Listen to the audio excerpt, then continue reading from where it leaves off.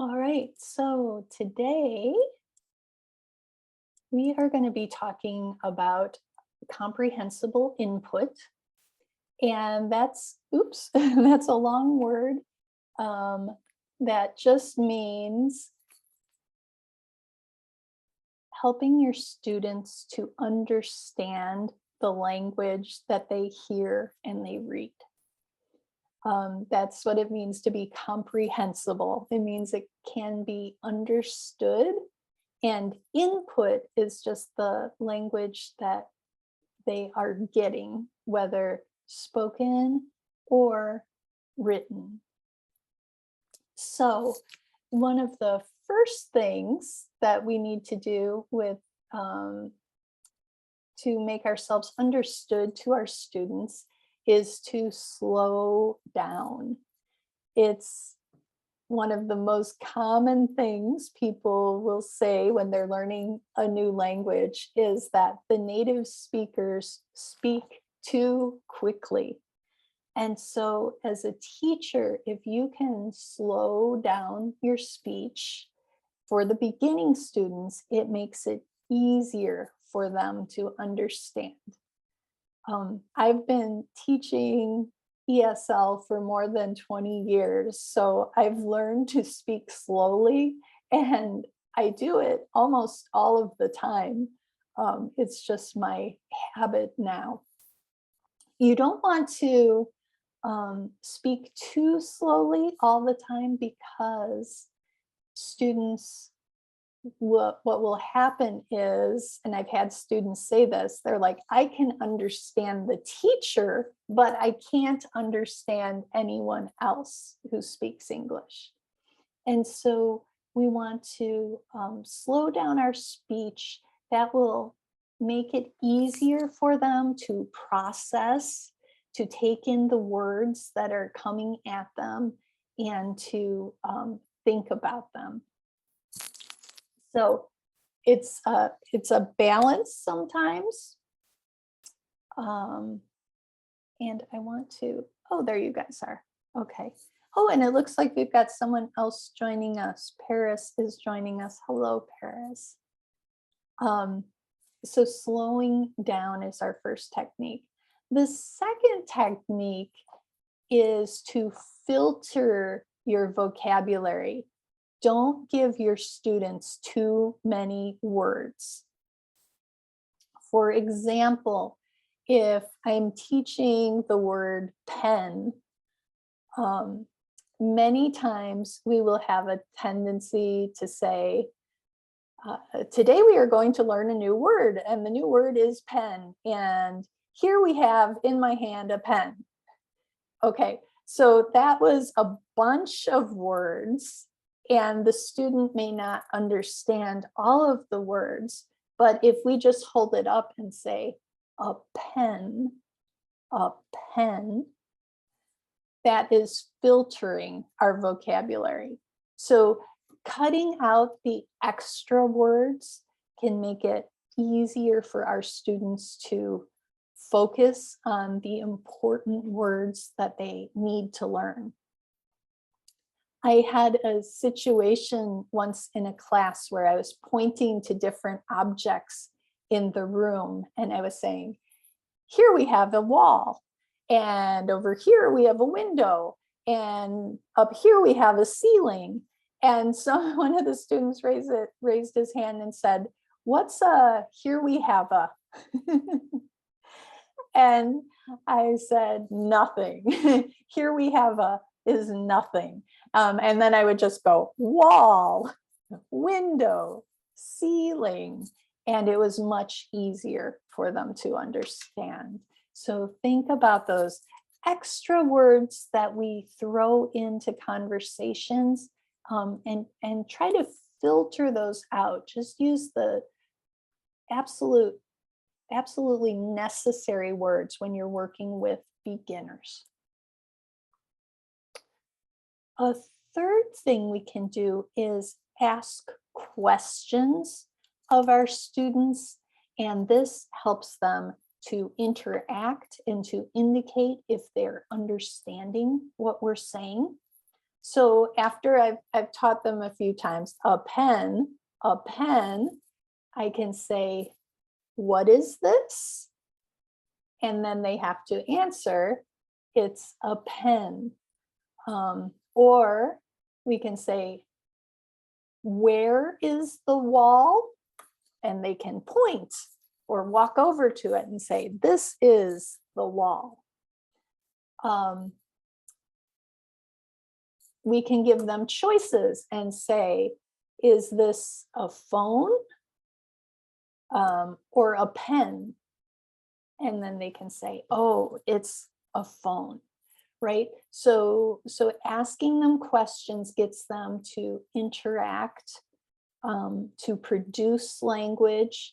And even when they have very little language, they can point, they can start to say one word. Even if they don't remember the word and you say, what is this? And they say, oh, I don't remember. Then you can give them a choice. Is it a pen or a wall? And then they'll go, oh, it's a pen. It's a pen, because you've given them that choice. So keep asking questions appropriate to their level. And that's going to help them understand, and it's going to help you see that they understand. Otherwise, if you are doing all the talking, you might assume that they understand, but they really don't. Because many times, even if people don't understand, they will smile and nod, and you think, okay, they've got it. And then you ask them a question, you realize, no, they don't. And that's why I always say the one question you don't want to ask is, do you understand? Because most of the time they just go, yes, but they really don't. So ask those W questions: who, what, where, what is this, where is it, etc. So as far as asking questions, do you guys have any questions for me so far?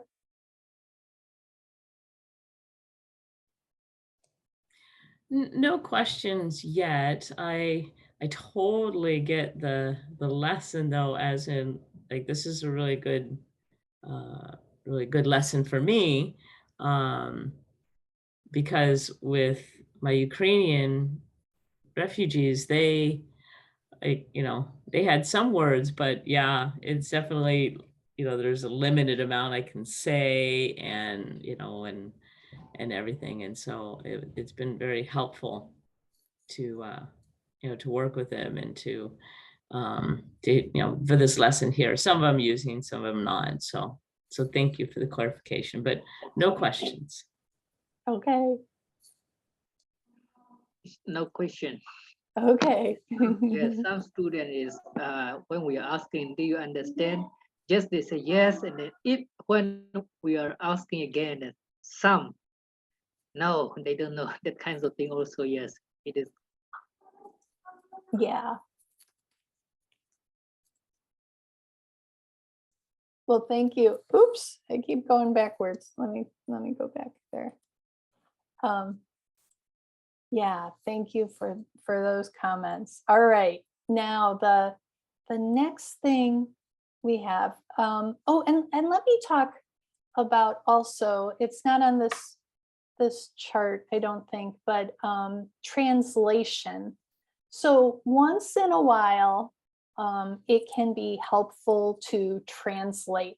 When you've tried some of these other techniques and they're not getting it, we can use Google Translate, or they can use a bilingual dictionary to look up a word. But we don't want to rely all the time on translating, because what can happen is, I learned this from a mistake I made for a long time. When the students know that you're going to translate everything for them, they stop paying attention to your English and they just wait for the translation. So I used to do that when I would have classes where all the students spoke Spanish. and I spoke Spanish, I would, I would say, this is a wall, pared in Spanish. And they would write it down. They would write down every word in Spanish, but then they really were not retaining the English words at all, because they tuned out. They knew, okay, she's going to say it in English a couple times, but then she'll say it in Spanish and I'll understand. So we do need to do it occasionally. We don't want to overdo it. The fourth thing we're going to look at is repetition. So if we repeat the information a few times, they are more likely to get it. If we say it once and they don't understand it, try saying it again a little bit slower. You can also try saying it in a slightly different way, using a little bit different words and adding some of these other things to it, like gestures or facial expressions or objects. But repetition really helps a lot. I know when someone's speaking Spanish to me quickly, I often have to say, please repeat. And then when they repeat it the second time, I got it. But that first time it can go by so quickly, and you're not quite sure. Repeating gives them another chance to understand. All right. Gesturing is a really good way to communicate as well. If we use our hands, we can point to things, we can indicate. There's some signals that we learn. For example, when I'm teaching the past tense, I'll always point backwards over my shoulder. And when I'm teaching the future tense, I'll point forward in front of me. I can also make gestures when I want my students to speak. I'll say a pen, a pen. So I speak and you speak. I speak and you speak. We can also do things like, please listen. Please listen. And, please repeat. It doesn't really matter what gestures you use, as long as you do them consistently and your students start to know what they mean. But using your body to communicate, and even movement, is going to help them a lot. So if you normally speak with your hands down at your side, get in the habit of using your hands a little bit more and using your body language. I remember I had one student from Bosnia, and she was an older woman, and she barely knew any English. She knew 10 words in English, but she was so animated and so good with gestures that she would be able to tell the class stories, and we would all be laughing so hard. She told us a story once about how the police pulled her over as she was driving to work. But just with barely any language, she was like, I drive, I see, woo, woo, woo, woo, woo. I scared, I stop, man come, just with barely any words, but she acted it out. We could understand the whole thing. And so as you get more comfortable with using gestures and sounds, you can tell stories that your students will understand, even if they don't understand every word.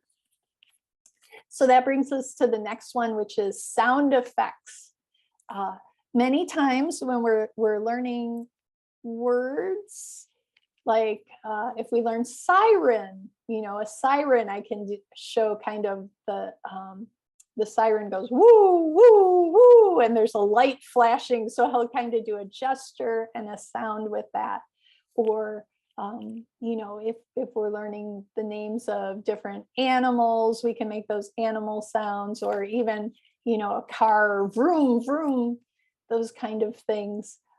So feel free to use sound effects that you make with your voice. You can even play recordings, right? So you could play a recording of a bird song and say, what is this? This is a bird. But engaging all of the senses can really help them learn and retain information.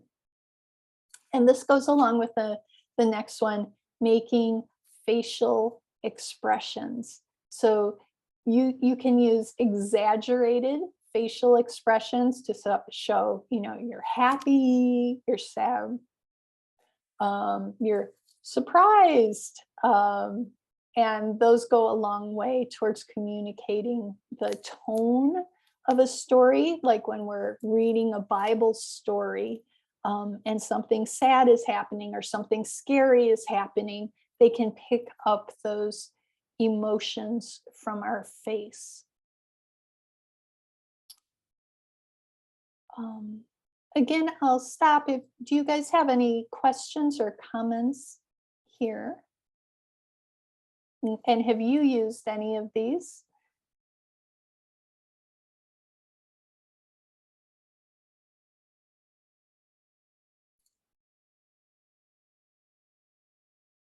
Okay, I'm sure you have. I'll go on to the next one. Then we have simplify your lessons. Don't try to teach them 20 new things in one lesson. Try to break it down to 1 or 2 or 3 things you really want to focus on, and let the rest of it go. Sometimes we feel compelled to try to cover, you know, all of the slides in a lesson in 1 hour or something like that. And it can be overwhelming for our students. So there's only so much information our little brains can take in before they get full and shut down. You can see that sometimes your students, their eyes will glaze over and you realize they're full, their brains are full, they're not taking in anything more today. So if we simplify, look at your lesson and, you know, what's the most important 1 or 2 things you want them to get out of this, to retain and remember. Just focus on that. Break down the content into smaller bites for them to take in. And then in the bottom row, the first one we have is illustrate. I like to make, if I have a whiteboard, I'll make drawings on the board. Even if you're using Zoom or Google Meet. With Google Meet, you can use Jamboard. With Zoom, you can use the built-in whiteboard, or you can just write on your PowerPoint presentation. But I make very simple, primitive drawings. I just make little stick people, usually. I'm not a great artist, but even with that, you can get ideas across. So, you know, if somebody asks, what is, you know, we see a word, well, what is a bridge? You know, I can draw just a simple little, show running water underneath and a little bridge going over it and say, that's a bridge. You know, I just have to draw 2 or 3 lines and they can get that idea. So many teachers will say, oh, I'm not an artist. Oh, I can't draw. And then I show them my drawings and they're like, oh, okay. So you don't have to be an artist. Just very simple stick figures, little lines are going to help get the ideas across. And even better is using props if you have them. And so we recommend, before you teach your lesson, take a look in the teacher's notes. It'll give you some suggestions of items you can bring in. So if you're teaching the lesson on clothing and colors. You can bring in, different colored socks or t-shirts. You can bring in a box of crayons or colored pencils, so that you have those props to show them. It's always really nice when we can use real objects. You can also do things like, dressing up. Sometimes students enjoy when we do the conversations, A and B. We can use like hats or different hats or wigs or mustaches to indicate that they are two different people. And depending on your class, some really get into it, acting out the different parts of the conversation. When we do role plays, like we have a doctor and a patient, we might have one person wearing a white jacket to represent the doctor, and the patient has a Band-Aid on their hand, a bandage on their hand to represent that they are the patient. So that can make the learning more fun and a little more realistic. Another technique is to contrast meaning using opposites. So whenever you teach something that has an opposite, we try to introduce the opposites together. So if we're learning things like big and small, or tall and short, or black and white, dark and light, heavy and light, those are all light, but we can show how they contrast with another meaning. And that's a very clear way to say, now I am near, back up, now I am far, now I am near, now I am far. So teaching those words in pairs is very effective.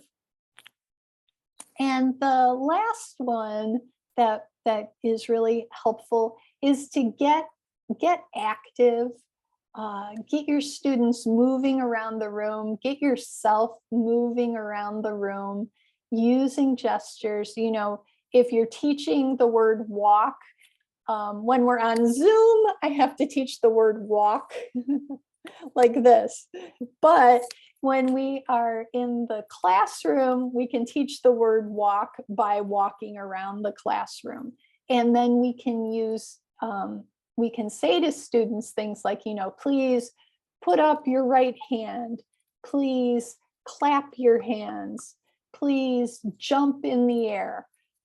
That's called total physical response. And so that's a technique where, as you are learning the words, you're actually doing the actions that go with the words, and that helps to reinforce it because you're physically feeling the movement of those words as you are doing them.